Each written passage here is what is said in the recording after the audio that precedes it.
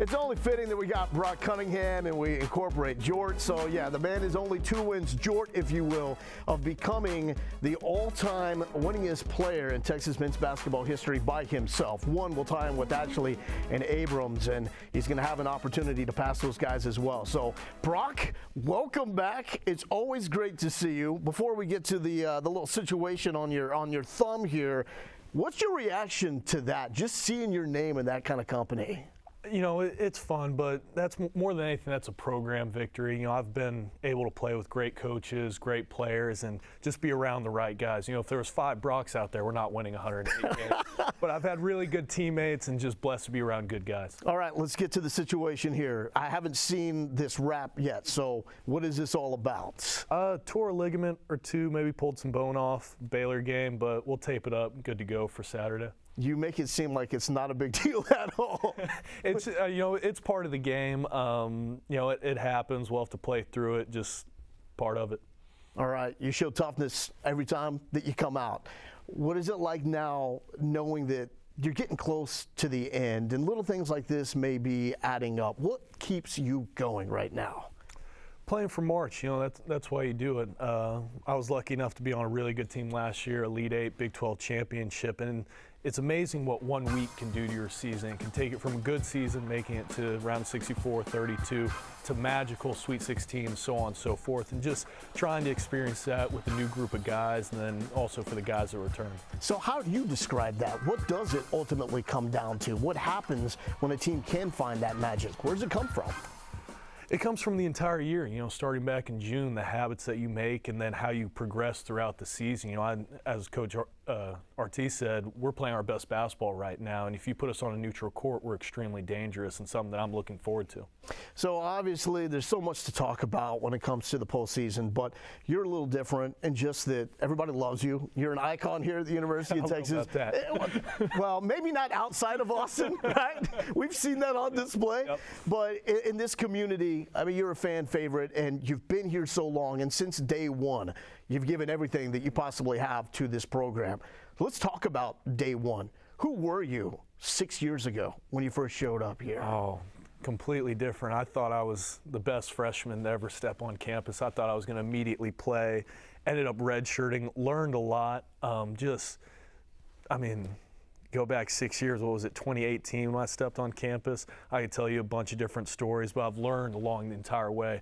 Coach Smart was great to me, still have a great relationship with him, learned a lot, same thing with Beard, and now Coach Terry's doing a great job teaching me and leading me along the way, but just loved every moment and gave everything I had to it. But legit, like you showed up thinking you're in the starting rotation as maybe a not starting freshman, rotation, but you're going to get on the court, play significant minutes. Yep, we've talked about the 1.8 before, so you know you have to have that confidence about you. I was too confident, I would say cocky, but learned from it, grew from it, and happy that it went down that way. So how are you able, though, to keep that cockiness and edge about you that you need to play with, while also understanding what it took to get on the court and get the things that you wanted out of your career? You know, I had to understand what type of player I was going to be and how I could help the program first with my effort and then expanding my shot after that. But, you know, you think life's going to go one way and then it doesn't, and it was just me kind of adjusting to that and evolving throughout the years. When did you feel comfortable as Brock Cunningham, the player, and Brock Cunningham, like the person that you have grown into?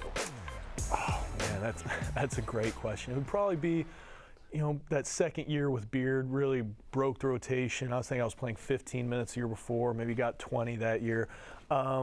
Game expanded, really became who I am today, learned a lot. That off season was really great to me, surrounded by good guys, but it just takes time. You know, your early years, as you know, in college, you're learning. I've been lucky enough to have 6 of them in college, so we figured it out.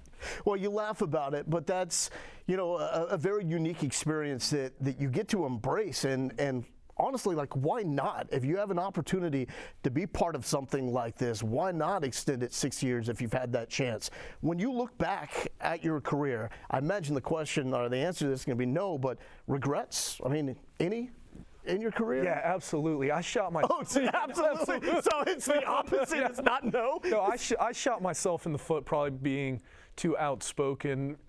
Not outspoken, but just saying dumb things early on with Shaka that put me in a hole. Same thing with Beard. RT could go through some stories about how he wanted me to be quiet as well.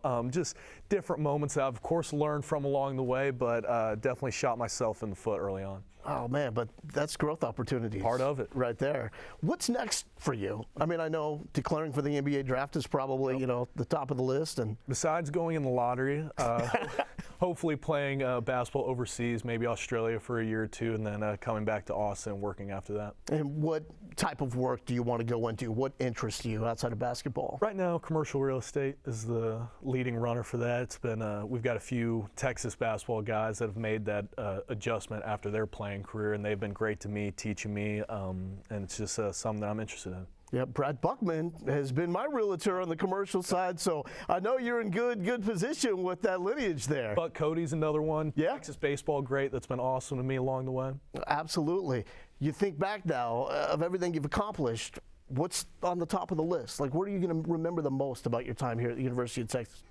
The relationships, you know, awards come and go, wins, whatnot, but being able to look back in 20 years to Chris Johnson or Matt Coleman, any one of those guys, be like, remember that one time? You're laughing in the locker room. You know, that's what everyone misses, and I'll be the exact same. Well, you're an icon, man. Like, there's not many people that can arrive at a place as big as the University of Texas where there's been so many great personalities and players, and know that they leave with an impact and with a legacy. And you've done that by the way you attack the game and the flair off the court as well. You know where we're going with this. Some of the great moments in Jort's history have been provided by you. I mean, back in the day with Chris Beard. We're watching this before we actually came on set, and our producer Andres wants to know, like, do you have one pair of jorts that you just keep wearing over and over? Do you have multiple? What's the story here? One pair of jorts.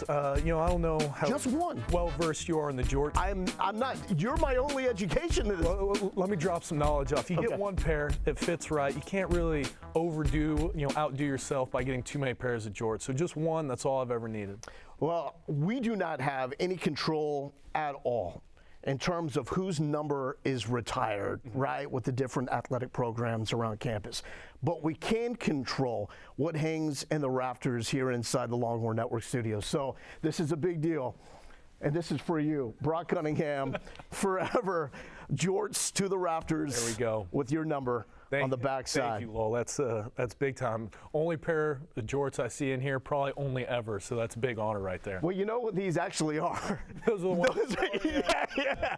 Before the jorts game. So Andres, the producer's like, do you have jorts? I'm like, of course I do. I've got like Brock Cunningham issued jorts. So there's my one pair up there for you. Hey, man, congratulations on everything you've done. Honestly, though, outside of the jorts, you've made an impact here at the University of Texas. By the way you've carried yourself, by the way you've played the game, you've set an example of the right way to do it. And having kids, all I could hope is that they follow the path that you followed and just attack everything head on with passion and energy like you've done. So it is inspirational. Thank you so much. That means a lot. I'd shake that right hand, but you need to protect that. How about that? Brock Cunningham on set.